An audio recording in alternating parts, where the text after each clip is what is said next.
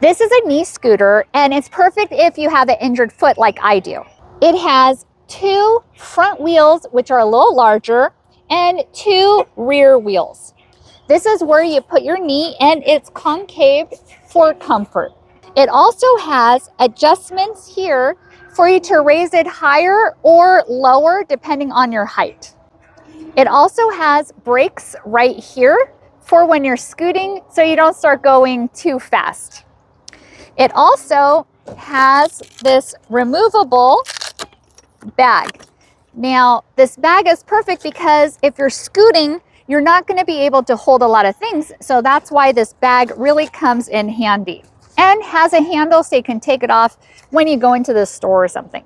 To attach this, let me show you how to attach it. There's 2 holes right here, and you put it in these holes just like that, and then you wrap the hook and loop closure just like that.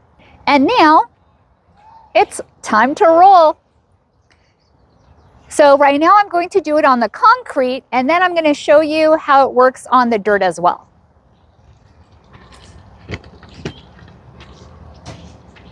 So your injured foot stays on the knee scooter, and you push off with your good foot. Whee! Make sure to use the brakes. This also can work on the dirt. Of course, it's a little bit more bumpier, but if you must, it can be done.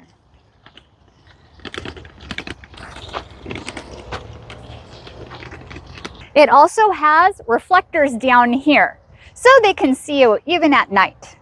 You can even somewhat go on the grass. But concrete is much better. I appreciate the brand sending this to me. Definitely recommend using it in case you have a foot injury. Hope you feel better soon.